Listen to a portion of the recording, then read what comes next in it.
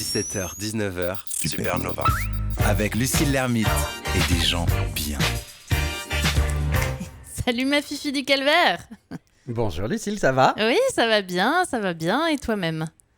Bon oui, écoute, ça va, on va dire des gros mots aujourd'hui, des gros mots de wok. Ouais.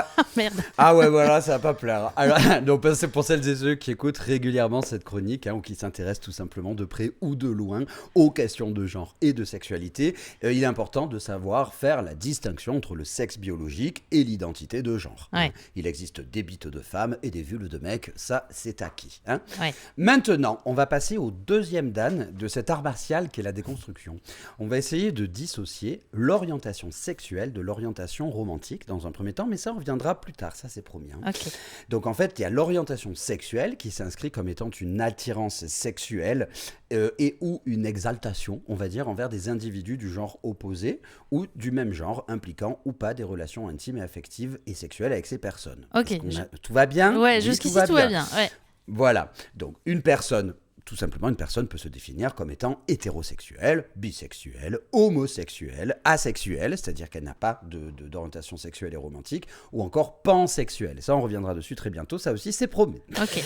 Et bien même ne pas se définir du tout, ça appartient à chacun. Mais surtout, il ne faut pas oublier que l'orientation sexuelle est fluide, elle évolue au cours de la vie d'une personne, rien n'est fixe. Ouais. Du coup, Lucille, il faut que je t'avoue quelque chose. Ah ouais, encore, vas-y.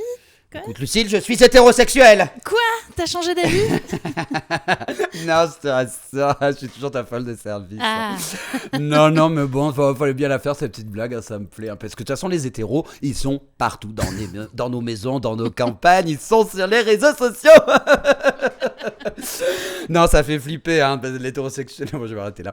L'imitation de Marine Le Pen, c'était pas sûr. Non. Donc, l'hétérosexualité, c'est une forme d'attirance romantique et ou sexuelle entre des personnes de sexe et de genre opposés. Ouais. Alors si beaucoup de personnes, à ma droite surtout, considèrent l'orientation hétérosexuelle comme étant une norme naturelle, presque de droit divin, dirais-je, eh bien sachez quand même que c'est un concept qui a vu le jour en 1894, après l'apparition du terme homosexualité.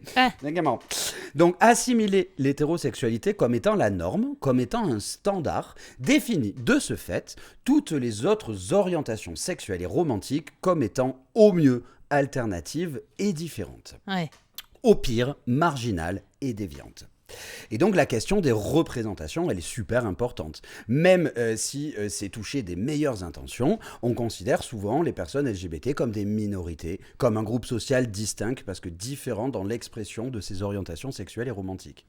Et cette question des représentations et du discours dominant représente une véritable contrainte normative, vecteur d'inégalité et d'oppression. Donc c'est ça qu'on appelle l'hétéronormativité. Considérant que les relations sexuelles et conjugales sont faites pour des personnes de sexe opposé, de fait, cette hétéronormativité considère comme différents, comme je le disais, que ce soit positivement ou négativement, les schémas qui divergent de cette norme à la mouvance binaire entre les sexes et le genre des personnes. Homme, femme, cisgenre. C'est vulve, pénis, monsieur, madame. Voilà. L'hétéronormativité, c'est donc une ligne de conduite qui prévaut et qui prône l'hétérosexualité comme étant la norme. Cette norme sociale s'applique dans une conformité et marque une domination entre sexe et genre et orientation sexuelle. Donc du coup, ça veut dire sexisme, misogynie ou encore LGBT-phobie. C'est finalement tout un ensemble de schémas de vie qui sont perçus comme différents, c'est-à-dire les célibataires, les couples homosexuels, les couples polyamoureux, les couples platoniques, etc. Bref, il y a longtemps que je t'avais pas de sortie. C'est de la merde. C'est de la... Et tellement longtemps mon entraînement. Bah ouais, je vois ça. Pardon, j'ai une trécie dans la gorge. Et pour finir... Elle nous manque. On l'embrasse. Et pour finir, juste au cas où, Ouais. l'hétérophobie, ça n'existe pas. Dans tout rapport de domination, le rejet de l'oppresseur ou du groupe d'oppresseurs n'a rien à voir avec de l'exclusion. Bien au contraire, mais ça aussi...